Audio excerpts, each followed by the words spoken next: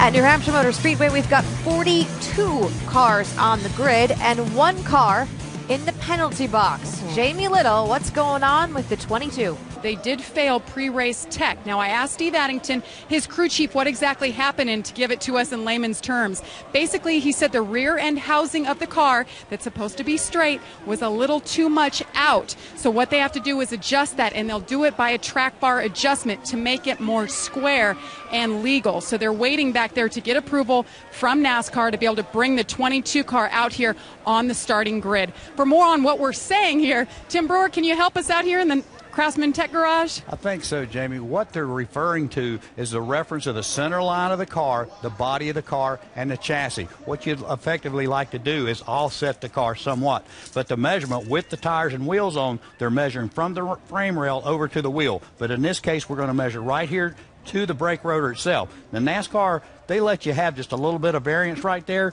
but Jamie, anytime you get it out of that measurement, they're going to make you move it back because they don't want a lot of offset. They don't want the right side of the tires really sticking out from under the car, giving them a weight advantage, so they're going to make you correct that. As we get closer to the green flag, of course, that's the 22 car of a chase driver, Kurt Busch. Jamie Little, what is going on? Yeah. Kurt's not very happy right now. You heard it right there. Doesn't want to talk about it, but the good news for Kurt, he will start where he qualified in 5th. And as you heard, I mean, the car has been cleared through inspection, and he's walking back to it now because it's not down here in this spot where he'll start. And the owner of the 22 car, Roger Penske.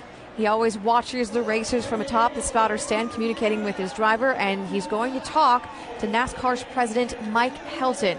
If you've been following along, Kurt Busch's car was failed pre-race inspection. It is now starting in the 5th spot, but it certainly is a developing story and something very interesting to follow for one of these chase drivers.